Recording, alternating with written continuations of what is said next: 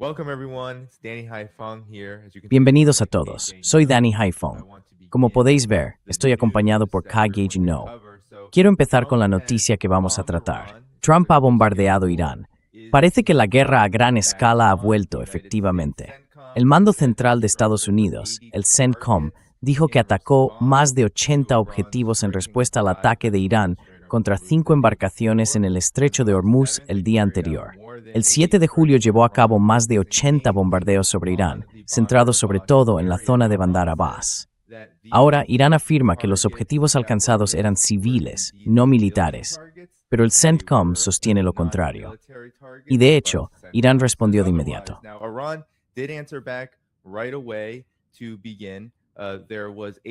Para empezar, hubo 85 objetivos alcanzados por misiles balísticos y drones iraníes, entre ellos el cuartel general de la Quinta Flota en Bahrein y el puerto Salman, también allí, además de la base aérea Ali al-Salem en Kuwait. En el proceso, Irán derribó un dron MQ-9 Reaper. Ahora, el alto el fuego se ha dado por terminado, KJ, por ambas partes. La Guardia Revolucionaria ha dicho que ya no hay alto el fuego. Trump ha declarado que no va a hablar más con los iraníes, con lo que él llama esa escoria del liderazgo de Irán. Y desde Irán han respondido que se avecina una respuesta aplastante, que incluirá el cierre del estrecho de Hormuz y un nuevo banco de objetivos para sus misiles y ataques. Así que, Callada, ¿qué opinas de lo que todo esto significa ahora, cuando parece que empieza de nuevo una gran guerra?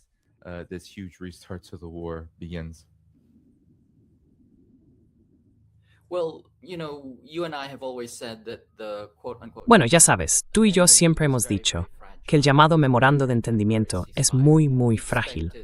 Es una tregua muy temporal. Esperábamos este tipo de regreso constante a la guerra, y parece que eso es lo que está ocurriendo. Como he dicho antes, Estados Unidos no es un país capaz de cumplir acuerdos. Claramente, esto fue una provocación estadounidense. Parece que estaban animando a un barco catarí y a otros buques a navegar por el lado omaní. Los iraníes han dicho, no queremos que esto ocurra. Y tenemos que entender la lógica de todo esto. No solo está establecido en el memorando que Irán controlará quién pasa y quién transita por el estrecho de Hormuz, sino que además hay que recordar que seguimos en guerra y quieren asegurarse de que todo lo que entra o sale esté debidamente declarado y de que sepan que no se trata de una nueva escalada ni de una preparación para la guerra, como podría ser el caso si esos barcos transitan sin declarar.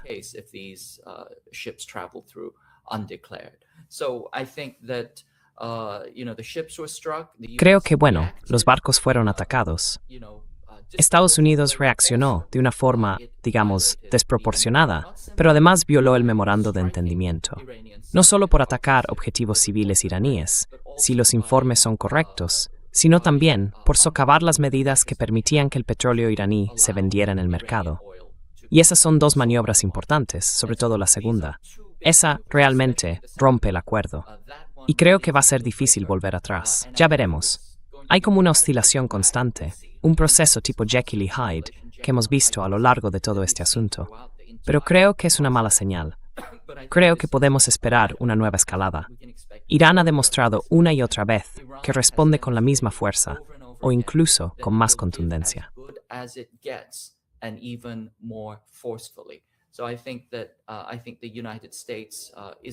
Creo que Estados Unidos va a sufrir más ataques contra sus activos militares. Quiero llamar la atención sobre algo que me pareció bastante interesante. Donald Trump afirmó que la República Islámica de Irán había atacado a Estados Unidos.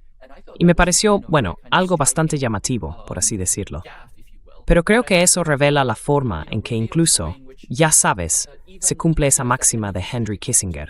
Ser enemigo de Estados Unidos es peligroso, y ser su aliado es fatal. Es decir, esto es una continuación de la justificación previa de Trump del ataque sorpresa contra Irán, cuando hizo referencia a Pearl Harbor delante de Takaichi.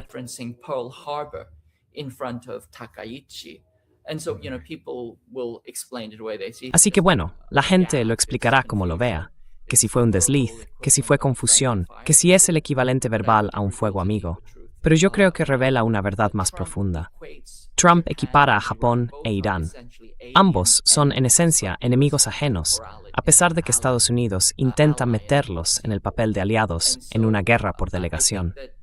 Y creo que Trump, a veces de forma deliberada y otras sin darse cuenta, deja ver lo que realmente piensa. Que ser aliado de Estados Unidos es muy peligroso. Japón está tan en el punto de mira como Irán o cualquier otro país. Y esto no es más que un uso temporal, digamos, de los llamados aliados de Estados Unidos, como simples peones convenientes.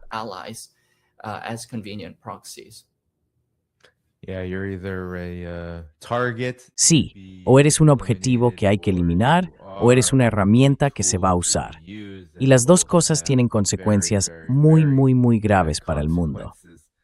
Ahora, voy a poner exactamente lo que dijiste, porque esto ocurre durante la cumbre de la OTAN, donde está pasando todo esto, donde se están tomando todas esas decisiones para reanudar la guerra con Irán.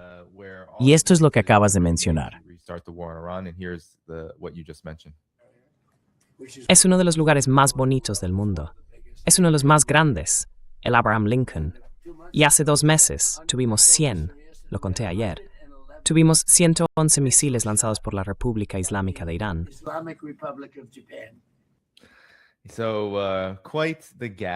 Vaya metedura de pata. Pero como decías, sí, podemos interpretar mucho más que un simple error en la forma en que Estados Unidos ve a los países con los que tiene algún tipo de relación. Luego quería poner el anuncio de Donald Trump. Bueno, es el anuncio sobre el bloqueo naval, que el bloqueo podría volver también.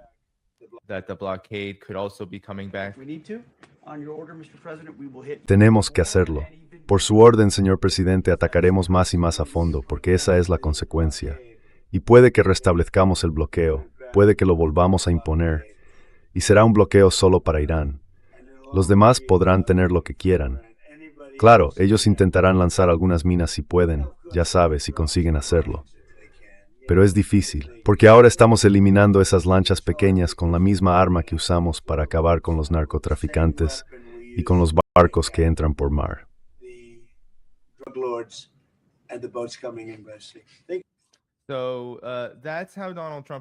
Así que así es como está hablando Donald Trump en la cumbre de la OTAN. Keiota, ¿cuál es tu reacción?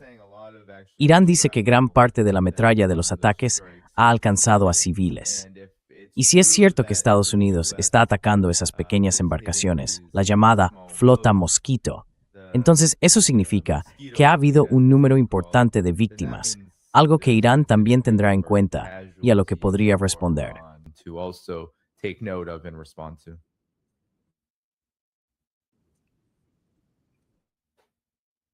Oh, parece que hemos perdido tu conexión. ¿Sigues ahí?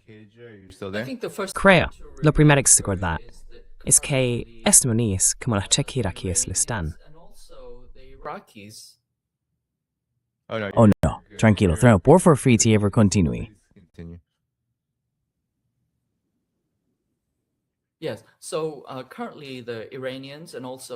Sí. Ahora mismo, los iraníes y también los iraquíes están conmemorando el funeral del líder supremo Jamenei. Y sabemos que es la mayor asistencia a un funeral, probablemente de la historia. Se habla, como mínimo, de 15 millones de personas, según las estimaciones más conservadoras, y seguramente muchas más. Eso equivale, más o menos, a una quinta parte de la población adulta de Irán que ha salido a la calle. Y también en Irak hay una participación importante. Eso demuestra el nivel de resistencia y de desafío del pueblo iraní. Lo que significa que si Estados Unidos vuelve a escalar hacia la guerra, se enfrentará, creo yo, a un periodo muy, muy difícil. Porque la determinación importa en la guerra. De hecho, la determinación es algo esencial en la guerra. Y por otro lado, el presidente Trump ha dicho que Estados Unidos está, según sus propias palabras, a unas 4 semanas de agotar sus reservas de petróleo.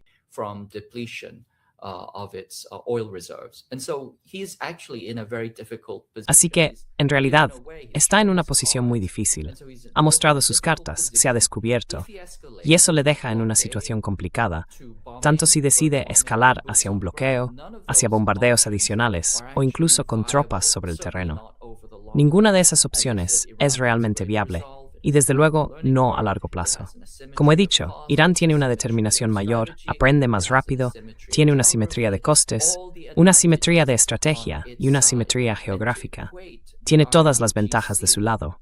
Y equiparar a la Guardia Revolucionaria con simples narcotraficantes, o más probablemente, con pescadores, me parece un error enorme. Puede que ya hayan atacado muchos barcos, según los informes recientes, unos 20, pero esos barcos y esas estrategias se adaptarán.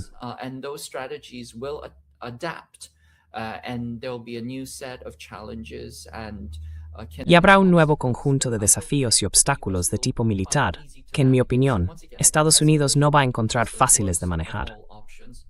Así que, una vez más, creo que la escalada es la peor de todas las opciones. No creo que Estados Unidos debiera haber presionado a los cataríes para que rompieran los acuerdos. Y por supuesto, Qatar es pérfido de principio a fin. Es un estado fraudulento, de arriba abajo. Solo tiene buena imagen gracias a una agencia de relaciones públicas que se llama Al Jazeera. Pero en el fondo, una vez más, creo que Estados Unidos está calculando mal. Y creo que volverá a ver la determinación, la ira y la furia del pueblo iraní. Esa furia que se ve ahora mismo en las calles, creo que se va a traducir en fuerza militar, de una forma u otra.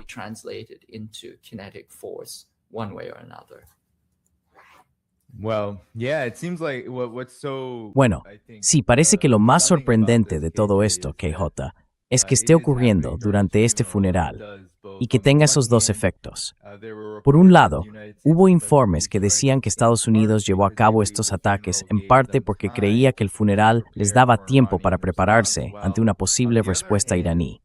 Pero por otro lado, lo que acabas de decir me hace pensar que en realidad, el hecho de que haya decenas de millones de personas en Irán movilizadas, unidas en el duelo por su líder supremo, gritando venganza, y que ahora se les dé un motivo más para buscar aún más venganza, parece ir justo en la dirección contraria a lo que Estados Unidos probablemente quiere, que es aislar a las fuerzas dentro de Irán que buscan algún tipo de compromiso, por muy real o imaginario que ese compromiso pueda ser. Pero antes de pedirte tu reacción a eso, déjame poner primero cómo Donald Trump anunció el fin del alto el fuego, o al menos por hoy, el fin del alto el fuego. ¿Se ha acabado el alto el fuego? ¿Esto ya se ha dado por concluido? ¿Ha muerto el memorando de entendimiento? Es una pregunta muy interesante. Para mí, creo que esto se ha acabado. Son escoria. ¿Sabes lo que es la escoria? Pues eso, escoria. Están enfermos, y son gente cruel, violenta, y si tuvieran un arma nuclear, la usarían. En lo que a mí respecta, esto se ha terminado. Hablaré con nuestros negociadores. Quieren negociar. Son buena gente. Steve Witkoff, Jared Kushner, tienen que volver a hablar conmigo. Pero sinceramente creo que es una pérdida de tiempo tratar con ellos. Son mentirosos. Hacemos un acuerdo. Si yo hago un acuerdo con ellos, tenemos un acuerdo. Y luego él sale y habla. Hacemos un acuerdo, todos están de acuerdo, nada de armas nucleares. Hacemos un acuerdo y después salen, hablan con la prensa y dicen que ni siquiera lo mencionamos. Hay algo que no va bien en ellos, están chiflados. En lo que a mí respecta, esto se ha acabado.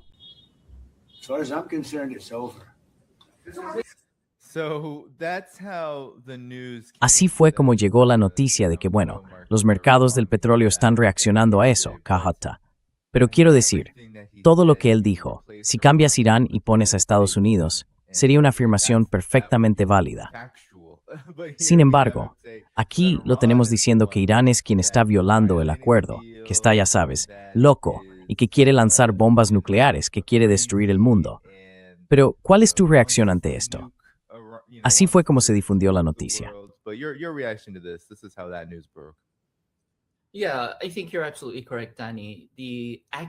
Sí, creo que tienes toda la razón, Dani. Las acusaciones son confesiones. Todo lo que han acusado a Irán de hacer se aplica a Estados Unidos. Y creo que en el fondo, perdona que insista en esto, es lo que dijo Sergei Lavrov, que Estados Unidos es incapaz de cumplir acuerdos. Desde el principio, desde la firma del memorando de entendimiento, rompió la primera cláusula, luego la quinta, y al final todo el memorando quedó sin valor, porque Estados Unidos lo ha incumplido y anulado tantas veces, empezando por el acuerdo original que establecía que no habría agresión ni amenaza de agresión. Eso se rompió a las pocas horas de la firma. Y una vez más, si miramos la historia, pensemos en la guerra de Corea. las negociaciones tardaron unos 2 años y medio, solo para llegar al punto de un alto el fuego.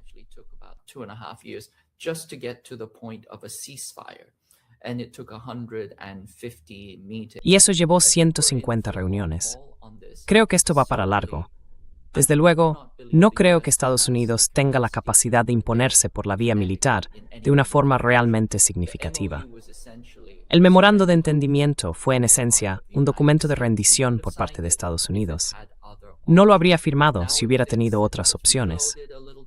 Ahora piensa que ha recuperado algo de fuerza, que puede volver a iniciar algún tipo de acción militar. Yo no creo que eso vaya a ocurrir. Como dije antes, la determinación de los iraníes para resistir, para contraatacar y para enviar un mensaje a Estados Unidos es extraordinaria. Y creo que Estados Unidos va a darse cuenta, una vez más, de que, lejos de ser un pueblo débil, están profundamente comprometidos con la defensa de su soberanía y de su dignidad.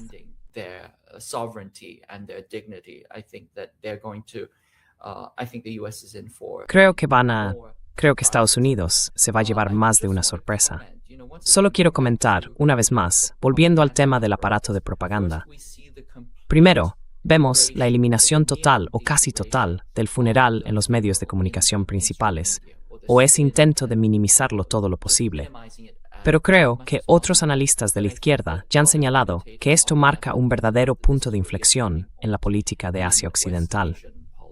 De alguna manera, vuelve a dar nueva vida a la revolución iraní, de una forma que no habíamos visto desde 1979. Realmente moviliza a la población interna de Irán, pero también a toda la región chií, convirtiéndola en una fuerza poderosa.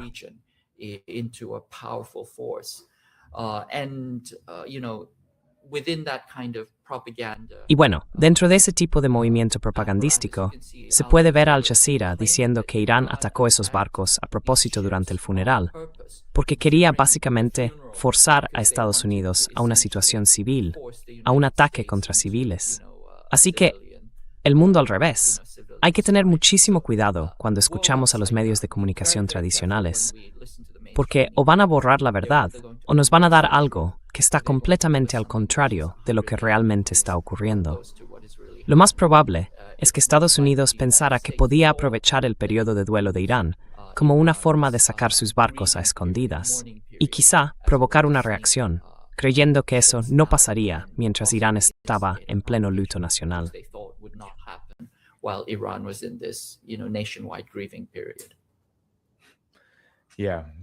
Sí, parece que es exactamente así. Y dijiste que esto va para largo, Keyota. Pues bien, esto fue lo que dijo Donald Trump después de esos comentarios sobre el fin del alto el fuego. Así que anoche le dimos muy duro, muy duro. Probablemente volvamos a darle fuerte esta noche. Le voy a dar un pequeño aviso. Esta noche vamos a golpearle con fuerza, pero ya veremos cómo sale todo. No, estoy satisfecho con eso. Así que parece, KJ, que lo que vamos a ver son más ataques. Y quiero mostrar una de las pocas respuestas iraníes, concretamente de funcionarios del gobierno. Es de Mohammad Ghalibaf, el principal negociador, presidente del Parlamento y enviado a China. Dijo lo siguiente: graves violaciones del memorando de entendimiento por parte de Estados Unidos, incumplimiento de los ajustes iraníes en el estrecho, amenazas persistentes de nuevos ataques, restablecimiento de las sanciones al petróleo, ataques en el sur de Irán y la continua agresión sionista sobre el Líbano, que ocurrió al mismo tiempo anoche. Hubo bombardeos israelíes sobre el Líbano. La era del acoso y la extorsión ha terminado. No lleva a ninguna parte. No cedemos. Así que, Kaja, te devuelvo la palabra.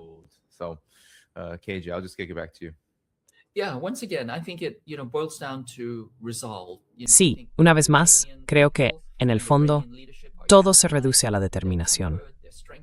Creo que el pueblo iraní y su liderazgo están movilizados, curtidos, fortalecidos. Saben que esta lucha se ha estado gestando desde hace unos 50 años, desde 1979. Sabían que Estados Unidos iba contra ellos. Sabían que Israel iba contra ellos. Y por fin ha caído el martillo, ha llegado el momento, y están dispuestos a luchar hasta el final. En cambio, creo que Estados Unidos está metido en algo que les supera. Como dije, no tiene opciones militares fuertes. Su arsenal está agotado y sus bases avanzadas están seriamente debilitadas. Y creo que necesitan enfrentarse a la realidad. They need to come to grips with reality. Yes, they can hit civilian targets. Yes, they are capable Sí, of standing pueden atacar back objetivos on civiles. defenseless Sí, son capaces de lanzar ataques a distancia contra niños indefensos en las escuelas y, ya sabes, contra infraestructuras. Todo eso es posible. Pero la ecuación fundamental, las asimetrías, las 6 asimetrías que, como dije, le dan a Irán una ventaja imbatible, no cambian con ataques menores. Así que creo que esto puede ir para largo, como la guerra de Corea, que Estados Unidos también perdió, en esencia, pero que requirió 150 reuniones en 2 años y medio para resolverse. Y por supuesto, debemos esperar más comportamientos tipo Jekyll y Hyde. Debemos esperar más vaivenes, más engaños y acciones encubiertas. Y desde luego, más conductas al límite, porque está claro que eso es lo que estamos viendo aquí. Es un caso límite. Clearly, that's what we're seeing here. It's a borderline case. Well, the impact is already being felt on the oil market. Bueno, el impacto ya se está notando en los mercados del petróleo, que han vuelto a situarse en casi $80 por barril. Eso es lo que se informa sobre el crudo Brent. Pero claro, hay todo tipo de matices en todo esto en los que podríamos entrar. KJ. Irán también ha suspendido ahora todas las negociaciones con Estados Unidos, incluido el canal diplomático, el último que quedaba, destinado a frenar el llamado programa nuclear, y atribuye las amenazas directas a esta situación. Esto lo ha comunicado una fuente iraní a la agencia TASS. Y quería también tu comentario sobre esto, Kajai. Sabes, Pete Hegseth tenía previsto viajar a Israel. KJ, Pete Hegseth was supposed to go to Israel. There's been a lot of controversy. Ha habido mucha controversia, cierta división. Parece que se está gestando algo. Estados Unidos quiere ganarse el favor de Turquía de inmediato suministrándole esos F-35, sea lo que sea que eso valga. Israel está totalmente en contra. Y Pete Hegseth se suponía que iba a ir a Israel para calmar las cosas. Algunos han dicho que esto tenía que ver con coordinar ataques contra Irán. No estoy tan seguro de eso. No se ha verificado necesariamente. Pero, ¿qué opinas de todo esto? Porque hay un panorama más amplio aquí. Muchas veces cuando hacemos noticias, estos conflictos se tratan como si estuvieran en un vacío. Pero hay muchos otros acontecimientos que están tanto afectados por esta guerra como ocurriendo alrededor de ella. Así que, ¿cuál es tu opinión sobre esto?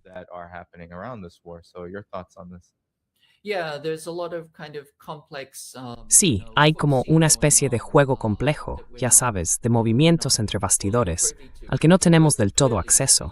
Pero está claro que Estados Unidos intenta atraer a Turquía a su lado. Turquía siempre ha querido ser un país occidental, aspirante a la OTAN, desde la guerra de Corea. En aquel momento, envió miles de soldados a Corea, solo para demostrar que podía luchar del lado del imperialismo occidental.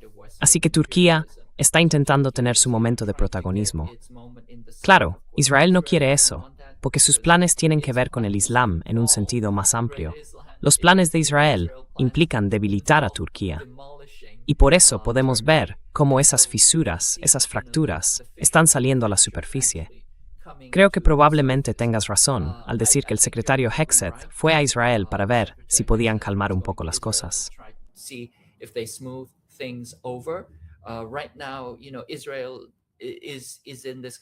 Ahora mismo, ya sabes, Israel está en una especie de situación indeterminada.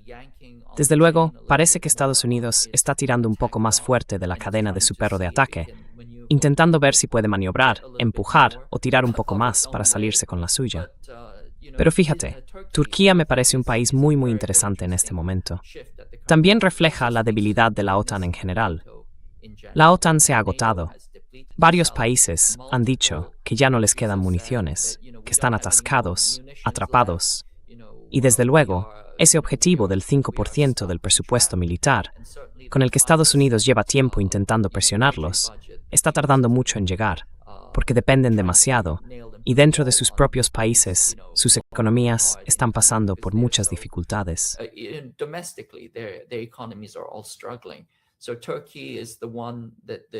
Así que Turquía es el país por el que Estados Unidos quiere apostar, y está ofreciendo el atractivo de armamento avanzado, algo que a Israel no le gusta. Aún no sabemos qué pasará con los F-35. Trump básicamente lo ha puesto sobre la mesa como un incentivo, pero no sabemos si realmente se entregarán. Y hay otra cosa que conviene recordar ahora mismo. Incluso si los F-35 se entregaran, probablemente llegarían sin radar, porque en este momento, ya sabes, la escasez de tierras raras hace que no puedan fabricar los radares.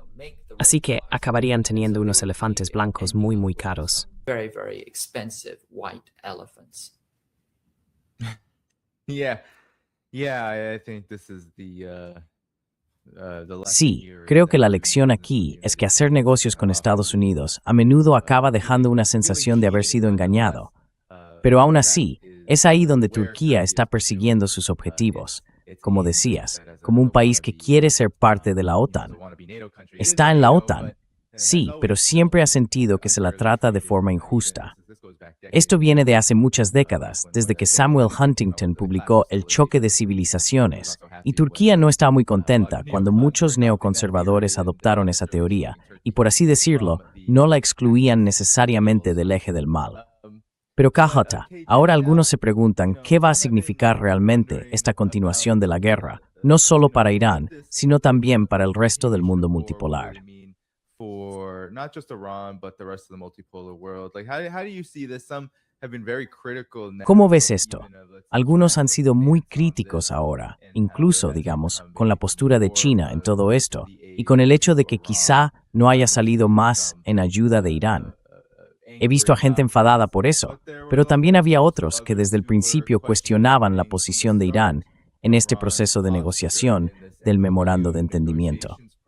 Y ahora que hemos vuelto a la guerra, parece una prueba más de que no solo el acuerdo de Estados Unidos es incapaz, sino que en realidad no es capaz de hacer diplomacia. Ni siquiera puede participar en este proceso, en gran parte porque simplemente no quiere y no tiene ningún interés en hacerlo. ¿Qué opinas tú del panorama más amplio en este sentido? I think you're absolutely right. The US is not only Creo que tienes toda la razón. Verás, Estados Unidos no solo es incapaz de llegar a acuerdos. Recordemos los más de 300 tratados que rompió con las naciones indígenas del territorio antes de ser Estados Unidos. Cada uno de ellos fue anulado. Lo mismo ocurrió con Corea. Prácticamente todos los grandes acuerdos que Estados Unidos ha firmado han acabado siendo revocados. Así que creo que ese es un buen punto de partida. Y luego, ¿es capaz de hacer diplomacia? Pues, desde luego que no. Sus diplomáticos creen que su trabajo consiste en insultar y amenazar a la gente. Eso no es diplomacia, eso es matonismo. Pienso, por ejemplo, en un caso algo distinto, pero ahí está el ex embajador itinerante, Moore Stan.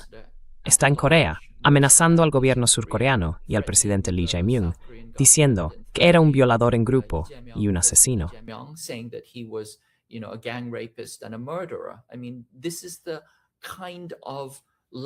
Quiero decir, este es el tipo de lenguaje y de comportamiento que estamos oyendo de los altos cargos, de los más importantes, los más seleccionados, los diplomáticos más, ya sabes, reconocidos del circuito estadounidense. Así es como hablan y cómo actúan. Recuerda aquel otro diplomático que acosó a un vendedor de falafel y decía que 5.000 niños palestinos asesinados no eran suficientes. Ese es el tipo de comportamiento que muestran. Es puro gangsterismo.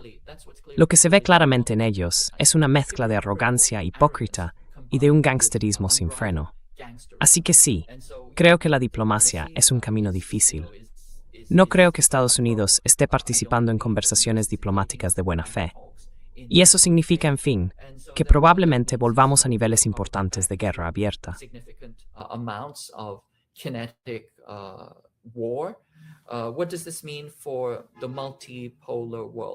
¿Qué significa esto para el mundo multipolar? Bueno, creo que lo primero que hay que entender es que, cuanto más avanza Estados Unidos por el camino de la guerra, más demuestra su propia debilidad. Al final, agotará todas sus municiones. Agotará toda su capacidad de combate. En este momento, Estados Unidos no tiene un ejército grande, y el que tiene está profundamente desmoralizado. Sus plataformas, cuando no son exageradamente caras o están siendo agotadas, funcionan muy, muy mal, y desde luego me las han publicitado. Así que creo que a largo plazo, Irán volverá a demostrar que tiene el temple, la fuerza y el poder para imponerse. como ya hizo durante la guerra del Ramadán. As it has, during the Ramadan war. So then the question becomes, what is China doing? What are other countries? Entonces la pregunta pasa a ser, ¿qué está haciendo China? ¿Qué están haciendo otros países? ¿No deberían estar ayudando más? Bueno, la primera pregunta que hay que hacerse es, ¿Irán está pidiendo ayuda? Si no lo está haciendo, no creo que sea deber de otros países involucrarse ni meterse en un conflicto en el que, en fin, nadie ha pedido ayuda. Así que creo que eso ya es una forma equivocada de plantear el tema. Pero además, pienso que lo que están haciendo China, el mundo multipolar y el sur global, probablemente sea lo más útil. Mantener el comercio, seguir ofreciendo apoyo, tanto legal como diplomático. Creo que todas esas cosas son de un valor incalculable. United Nations, I think all of these things are invaluable. There may be other forms of support that are being given. Puede que haya otras formas de apoyo que se estén ofreciendo y de las que no conozcamos los detalles concretos, como inteligencia, vigilancia, reconocimiento u otro tipo de apoyo técnico. Todo eso es posible, pero creo que lo que no queremos es una entrada rápida de todas las grandes potencias y que esto se convierta en una guerra global, de proporciones inimaginables. Si eso ocurre, veremos una escalada hacia una guerra nuclear muy, muy rápidamente. Y, como he dicho muchas veces antes, eso probablemente ya está previsto, ya está sobre la mesa. Por eso Estados Unidos equipara a Irán con Japón, porque claro, Japón. Estados Unidos lanzó bombas nucleares sobre Japón, y puede que ahora esté contemplando hacer lo mismo con Irán. Así que creo que eso es. Iran. Oh, yeah. So I think that is KJ, your connection is cutting out. KJ, tu conexión se está cortando, por así decirlo. Espero que podamos recuperarte pronto. Sí, quiero decir, en el momento en que China intervenga en la guerra con Irán, sin que Irán lo haya pedido, y no solo sin su petición, sino también de qué tipo de alcance y apoyo estaríamos hablando, inmediatamente se convertiría en un enfrentamiento nuclear, creo yo. Y parece que hemos perdido a KJ por el momento. Todo el mundo, dadle al botón de me gusta y lo traeremos de vuelta en cuanto se reincorpore. Sí, parece que lo hemos perdido del todo. Ojalá pueda volver pronto, muy pronto. En cualquier caso, el punto aquí es que sí, eso se convertiría en un enfrentamiento nuclear de inmediato.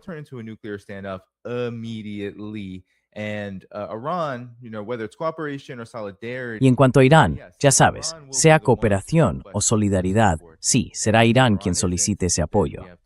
Y si no lo hace, tenemos que entender que hay razones para ello, probablemente las mismas que acabo de mencionar. Pero en fin, hay otros informes de los que quería hablar. Fuentes iraníes acaban de anunciar que 8 militares murieron en estos ataques estadounidenses de ayer. Y aquí van algunos detalles más sobre los objetivos. El puerto de Sirik, la isla de Kesh, Bandar Abbas y la isla de Karg. Según los medios iraníes, la mayoría de los ataques fueron en zonas civiles. Y por supuesto, parece que el personal militar estaba sobre todo en esos ataques contra embarcaciones y en esas áreas costeras.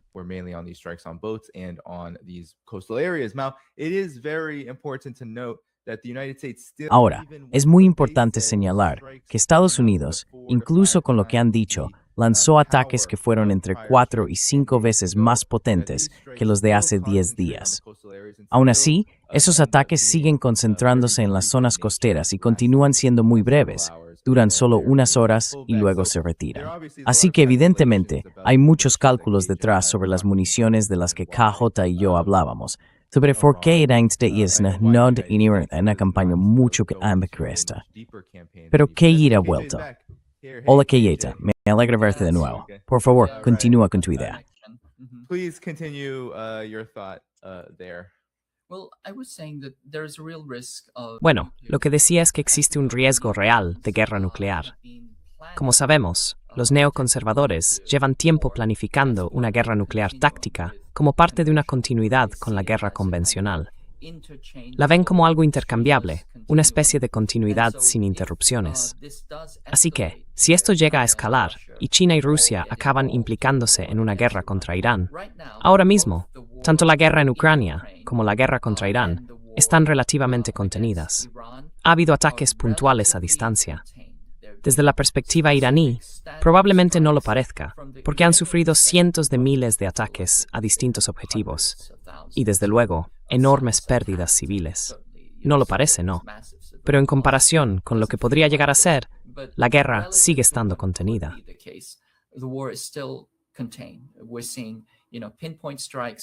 Estamos viendo, ya sabes, ataques muy precisos, sobre todo por parte de Irán.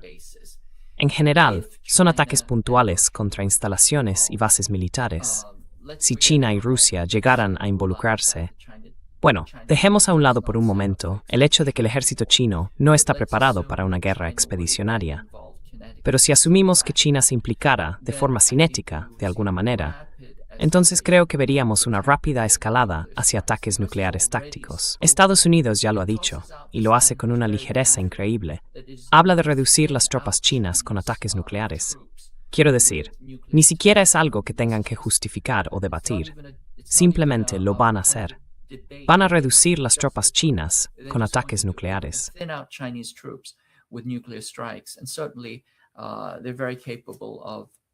Y desde luego tienen plena capacidad para atacar a Irán con armas nucleares, o incluso usar a Israel como su apoderado nuclear. Así que creo que el riesgo de una escalada nuclear es muy real. Y pienso que quienes piden una escalada horizontal y cinética sin límites, con otros países uniéndose al conflicto, suelen ser personas sin ninguna experiencia en la guerra. Nunca han estado en un campo de batalla. Probablemente ni siquiera han disparado ni sostenido un arma. Por eso les resulta tan fácil caer en esa actitud de halcones de salón. Pero creo que, en este momento, el sur global debería seguir el ejemplo de Irán y respaldar a su liderazgo en hacer lo que considere más importante, en lugar de actuar como comentaristas del domingo, diciéndoles a otros países y a otros líderes lo que deben hacer.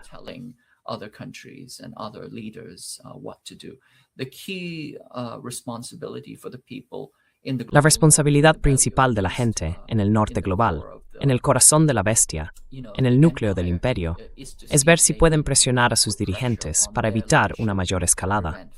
Porque al final, si esto sigue aumentando, ya hemos dicho que no serán solo el sur global, Irán u otros países pequeños los que sufran. Desde luego, los aliados de Estados Unidos ya están en una situación muy complicada. Corea del Sur y Japón tienen todo tipo de problemas por la escasez de petróleo, si eso vuelve a ocurrir.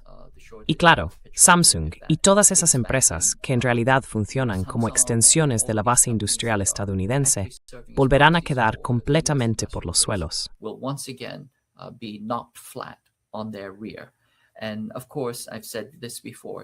Y por supuesto ya lo he dicho antes, no estamos hablando solo de una escasez de petróleo, diésel o gas natural. Estamos hablando de una escasez de urea, azufre, amoníaco, nafta, helio. Todos esos elementos esenciales que son fundamentales para el funcionamiento de la economía global, la industria y la agricultura mundial. Todo lo que utilizamos está conectado con los hidrocarburos.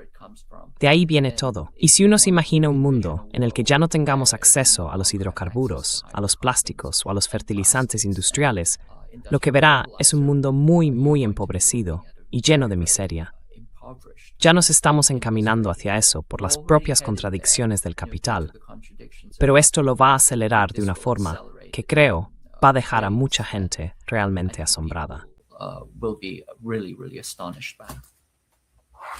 Yes, and Sí, y quería tus comentarios sobre, la noticia que salió mientras esperábamos tu regreso, Keyota. 8 militares iraníes murieron en los ataques de anoche. Y ahora Donald Trump dice que no solo van a continuar con esos ataques, sino que también van a considerar algo de lo que se viene hablando desde que empezó esta guerra, una posible invasión de la isla de Karg.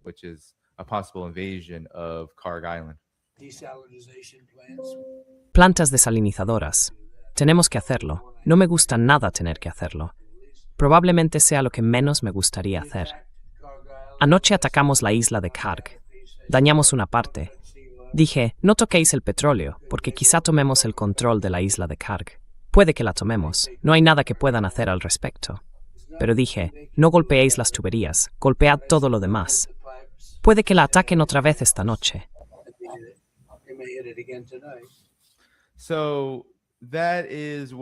Así que eso es lo que se está diciendo.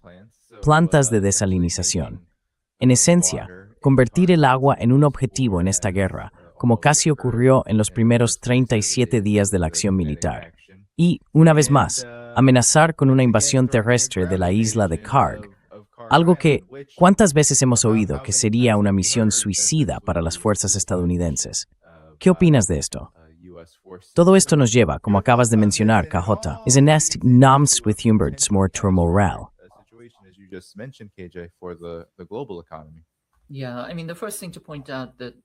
Sí, bueno, lo primero que hay que señalar es que los ataques contra infraestructuras civiles, como las plantas desalinizadoras, son crímenes de guerra.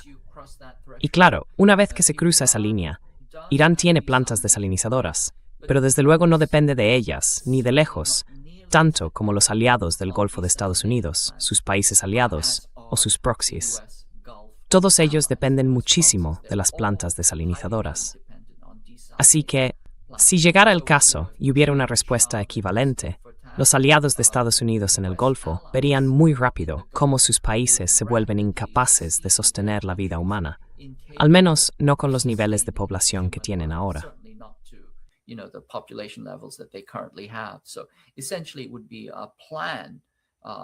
Así que, básicamente sería un plan para, bueno, acabar con la habitabilidad en el Golfo si Irán llegara a rebajarse al mismo nivel.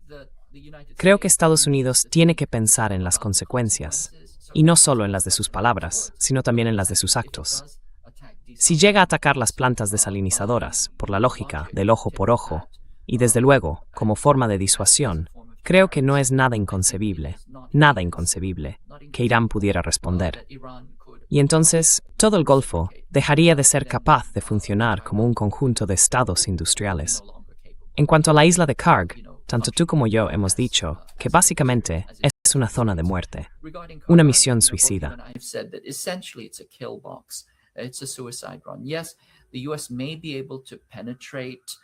Sí, Estados Unidos podría infiltrar un pequeño grupo de fuerzas especiales durante un periodo muy corto, pero sería imposible mantener la posición. Ya sabes, el hecho de que puedas entrar en una zona no significa que puedas conservarla. Es una isla. Una vez que tengas tropas allí, quedarían prácticamente atrapadas. Y sería, bueno, una trampa mortal, porque toda esa zona está rodeada por las montañas Zagros, como un anfiteatro que domina un campo.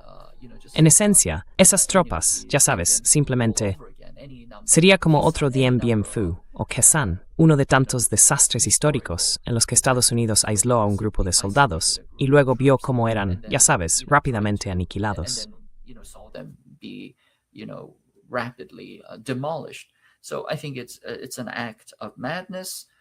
Creo que sería un acto de locura. Desde luego, si quisieran tomar la isla de Karg, tendrían que controlar también toda la cordillera de los Zagros, y eso exigiría una invasión terrestre, probablemente de entre 1 y 3 millones de soldados, que Estados Unidos no tiene. Sería como volver a pelear la guerra de Vietnam, porque toda esa zona es comparable en extensión a Vietnam. Si quieren quedar atrapados en otro Vietnam, pero esta vez contra un país que no solo es tan resistente como lo fueron los vietnamitas, sino que además es una potencia industrial, entonces creo que les espera una sorpresa.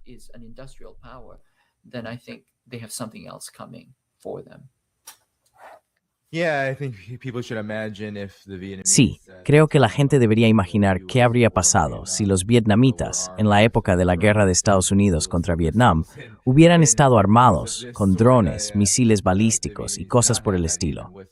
Los vietnamitas no tenían eso, ni siquiera con la ayuda soviética y China. China seguía siendo un país muy poco desarrollado, y la Unión Soviética fue muy cautelosa y selectiva con lo que estaba dispuesta a suministrar a Vietnam.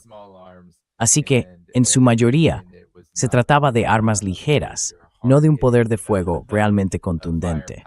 Pues bien, eso es lo que Estados Unidos encontraría si llegara a invadir Irán. Ahora bien, KJ, ¿pueden los Estados Unidos, la administración Trump, y esto tiene dos partes, KJ, seguir manipulando la situación para salir de esta catástrofe económica global que están provocando en todo el mundo?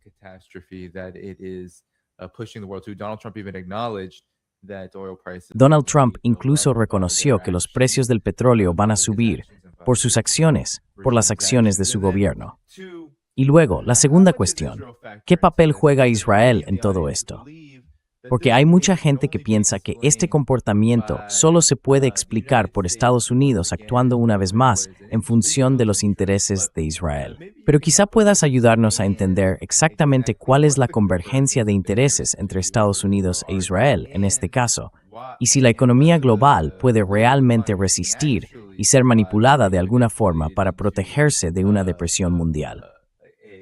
Protection from global depression. I think we're already headed there, Danny. I'm certainly for the vast Creo que ya vamos camino de eso, Danny.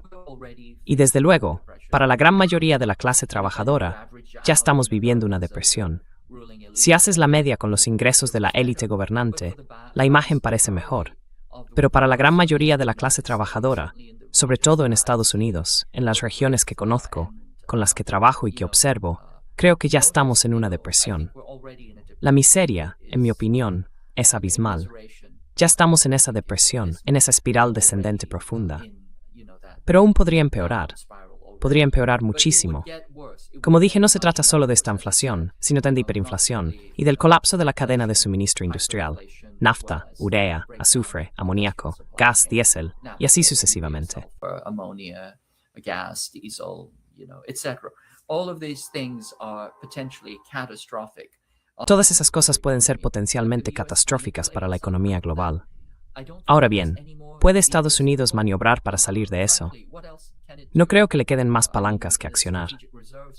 Francamente, ¿qué más puede hacer? Quiero decir, las reservas estratégicas se están agotando rápidamente. Está intentando cortar fuentes alternativas de energía y además está impidiendo que la Unión Europea acceda a ellas. La Unión Europea, muy imprudentemente, está siguiendo ese mismo camino junto a ellos. Y luego, ¿cuál es la relación entre Estados Unidos e Israel? Estados Unidos es un país imperial, e Israel es un puesto colonial de ese poder imperial. Es como un perro de ataque. Cuando Estados Unidos le dice lo que tiene que hacer, Israel lo hace.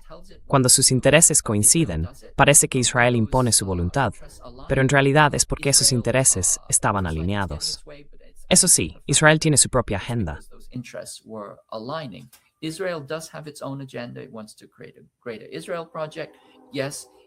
Quiere crear un proyecto de un gran Israel. Sí, financia a políticos estadounidenses. Sí, hace lobby con ellos. Pero al final, cuando las cosas se ponen serias, si Estados Unidos dice basta, Israel se detendrá o se quedará rápidamente sin capacidad para luchar. Estados Unidos podría cortar el suministro de municiones, de inteligencia, vigilancia y reconocimiento, y de plataformas militares. Y entonces Israel quedaría, básicamente, abandonado a su suerte. Así que Israel es un proxy de Estados Unidos. Quien piense que se trata simplemente de contener, entre comillas, a los israelíes, no entiende de geopolítica. Israel es un país pequeño, tiene cierta influencia, pero no la influencia desmesurada que muchos imaginan.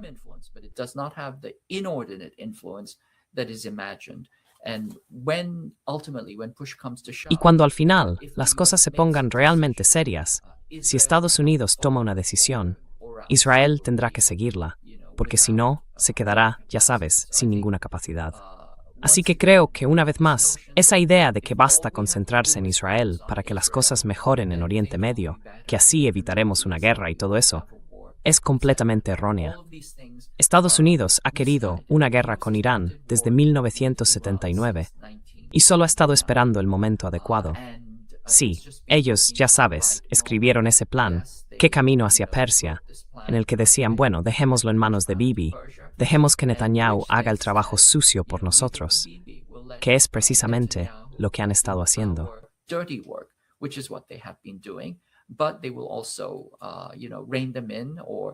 Pero también, ya sabes, los controlarán o los mantendrán a raya cuando sea necesario. Así que, una vez más, si quieres entender lo que está pasando, si quieres marcar la diferencia, tienes que mirar la causa, no el síntoma. Si intentas tratar el síntoma, si intentas luchar contra el síntoma, te estás perdiendo lo esencial. Porque ya sabes, el imperio imperialista capitalista de Estados Unidos, es quien realmente lleva el timón. Y por supuesto, los israelíes son una forma útil de negar la complicidad estadounidense en todo esto. Pero hay que entenderlo como esa pantalla de distancia que es, y no como la dinámica real de la situación. screen that it is, rather than the actual dynamics of the situation. Those are great points, KJ. And, Son muy buenos puntos, KJ. Y sabes, muchas veces oigo eso de, no, eso no puede ser así, porque ayudar a Israel no está en el interés de Estados Unidos. Pero creo que tenemos que entender que Estados Unidos no es un bloque uniforme.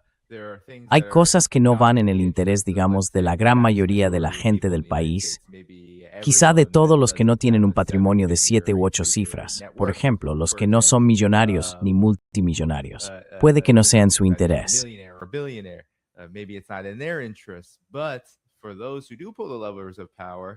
Pero para quienes realmente manejan las palancas del poder, apoyar a Israel, apoyar lo que hace en la región, sobre todo cuando tanto las élites de Estados Unidos como la clase política israelí, que califico de genocida, ven a Irán como una amenaza principal y consideran que un Oriente Medio inestable, mientras no haya una fuerza o una entidad soberana en la región, es mucho más fácil de controlar que si fuera de otro modo. Así que me gustaría tus comentarios sobre esto, porque a menudo escucho que se dice, bueno, eso no está en el interés de Estados Unidos. Pero yo diría que quienes controlan Estados Unidos sí ven una guerra contra Irán como algo que les conviene.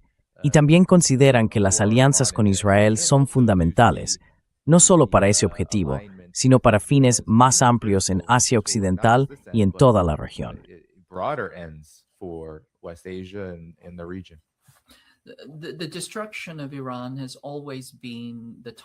La destrucción de Irán siempre ha sido el objetivo de Estados Unidos. Quiere devolver a Irán, ya sabes, a los años 50, 60 y 70, cuando tenía un control total sobre el país a través de un títere estadounidense. Pero claro, los iraníes nunca permitirán que eso ocurra.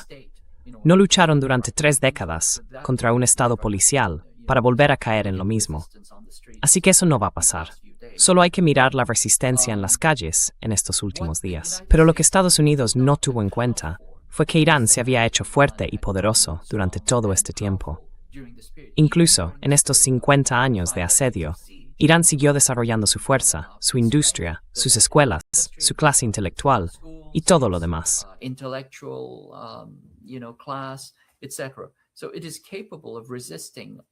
Así que es capaz de resistir al nivel más contundente de un Estado moderno e industrializado. Cuando la gente dice, bueno, no era de nuestro interés, lo que en realidad quieren decir es que estamos perdiendo la guerra, y perder una guerra nunca es de tu interés. Pero eso solo demuestra el enorme error de cálculo, el orgullo, la arrogancia, la soberbia que llevó a Estados Unidos a pensar que sería un paseo, una victoria fácil en Irán. Cometieron el mismo error con Rusia, el mismo, y están cometiendo el mismo error con China, mientras escalan hacia una guerra contra China. Como dije, este es el ejemplo de la falacia del oso pardo que infecta a la clase dirigente estadounidense.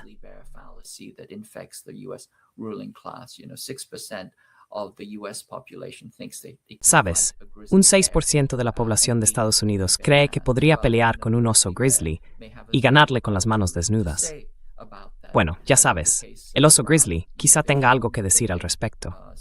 Y en el caso de Irán, han demostrado que, desde luego, saben dejar claras sus posturas cuando se enfrentan a alguien. Así que, volvamos a lo esencial. ¿Hasta qué punto es influyente Israel? Pues un ejemplo es el propio memorando de entendimiento. Cuando Estados Unidos firmó ese memorando con Irán, teniendo en cuenta, claro, que Estados Unidos no es un país capaz de mantener acuerdos, aún así, tuvo que fingir que firmaba ese documento de rendición.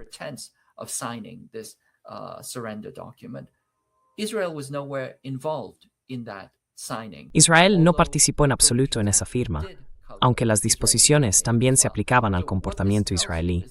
Así que esto lo que demuestra es que Estados Unidos siente que, al menos sobre el papel, puede hablar en nombre de Israel. Y Israel, fíjate, ni siquiera tiene un asiento en la mesa. En realidad, está sirviendo la mesa. Aunque Israel ha intentado claramente anular ese acuerdo y hacer lo posible por socavarlo de vez en cuando, también ha tenido que cumplir con las exigencias de Estados Unidos, al menos durante un tiempo. Y creo que eso envía un mensaje claro. Al final del día, quien lleva la dirección es Estados Unidos. Estados Unidos es quien está al volante. Israel, sin duda, es un motor potente, pero el motor no conduce el coche. Quien conduce es el conductor. The engine is not driving the car, the driver is. Yeah, and then lastly, KJ, your final comments, on Sí, this, y por último, as you Cajata, mentioned tus before. comentarios finales sobre Now esto. we're, Como mencionabas antes, ahora que estamos en Irak, estas son las imágenes desde allí, del funeral del Ayatollah Ali Khamenei. Y las imágenes en Irán son igual de impresionantes, si no más. Decenas de millones de personas ya han participado en este funeral. Aún no ha terminado. Creo que acaba mañana. No me cites en eso, pero termina muy pronto. Aún así, Cajata, cuando ves esta enorme muestra de duelo y de unión del pueblo iraní, ¿puede Estados Unidos derrotar algo así? Creo que este es el aspecto que la gente suele olvidar, que las guerras no solo tienen que ver con armas, armamento y estrategia, sino también con las personas. Y al final, son las personas las que determinan qué resultado tiene una guerra. Así que, tus reflexiones finales sobre esto, mientras vamos cerrando el programa. So, your final thoughts on this as we begin to end the show. Well, I think it boils down to, once again, as I said. Bueno, yo creo que al final, como decía antes, todo se reduce a la determinación. Y cuando un pueblo tiene una determinación colectiva para resistir, y además esa determinación se apoya en una tradición de martirio, en una auténtica tradición de martirio, entonces Estados Unidos ha hecho exactamente lo peor que podía hacer desde el punto de vista estratégico. Ha conseguido movilizar no solo a la población iraní, sino a todo el mundo chií. Creo que esas imágenes eran de Nayaf, pero en cualquier caso, ha movilizado todo el mundo chií. Galvanized the entire Shia world, and I would venture to go so far as to say, possibly. Y me atrevería a decir que posiblemente también las partes de clase trabajadora de la población suní se han movilizado, todos ellos, y que Estados Unidos se ha convertido en el villano. Si hubiera un ejemplo clásico de cómo convertirte en el villano y hacer lo más dañino posible para las creencias de la gente, sería este: eliminar, ya sabes, a uno de los líderes más importantes de la fe chií. Creo que eso es un acto de locura absoluta, y demuestra que Estados Unidos no estaba pensando con claridad, que era incapaz de pensar de forma dialéctica, incapaz de entender que hay, ya sabes, efectos de segundo y de tercer orden, que va a haber una reacción. Second order, third order effects, that you are going to get blowback. All of this is an incapacity to think critically and dialectically. Todo esto demuestra una incapacidad para pensar de forma crítica y dialéctica. Así que Estados Unidos, al asesinar al general Qasem Soleimani, en realidad, bueno, en ese momento ya había marcado su destino. Básicamente, al hacer esa decapitación, sentó las bases de su propia derrota. Creo que Estados Unidos se enfrenta, si aún no se ha dado cuenta, a un auténtico infierno, a sorpresas muy, muy duras. Incluso personas como Mario Naufal, que en mi opinión trabaja para agencias de inteligencia occidentales, dijeron que se sorprendieron por la cantidad de gente que acudió al funeral. For the funeral. So, once again, look at the funeral, look at the. Así que una vez más, mira el funeral, mira los sentimientos, las pasiones que hay sobre el terreno, y luego pregúntate, ¿qué significa eso en cuanto a la determinación de un país, su voluntad de resistir, su compromiso con mantener su dignidad y su soberanía? Y después pregúntate, ¿tiene Occidente el mismo nivel de determinación, de pasión y, bueno, de compromiso? Yo creo que la respuesta es que no. Aunque la clase imperial dirigente, desde luego, querría sacrificar a su clase trabajadora como carne de cañón, tanto como pueda. Creo que nuestro trabajo es asegurarnos de que eso no ocurra, de que también tengamos voz en lo que pasa con nuestros destinos, con nuestro futuro, con nuestros países. With our destinies, our futures, our countries. Very well said, KJ. Everybody. Muy bien dicho, Kawata. Bueno, gente, este es el final del programa, así que por favor, dadle al botón de me gusta. Eso ayuda a que el programa suba en el algoritmo. Quiero dar las gracias a todos los que habéis visto el directo, a quienes habéis moderado hoy, y por supuesto, a Kaiga por acompañarnos. Así que, de verdad, dadle a me gusta. Suscribíos si aún no lo habéis hecho. Y recordad que en la descripción del vídeo tenéis todas las formas de apoyar este canal. Podéis encontrarme también mañana, a la misma hora. Os diré quién me acompañará un poco más cerca del programa. Muy bien, gente. Una vez más, dadle al me gusta. Eso ayuda a que más personas puedan escuchar lo que KJ ha dicho sobre estos acontecimientos y seguiremos atentos a cómo evolucionan en los próximos días. Nos vemos entonces. Adiós. Following day. See you then.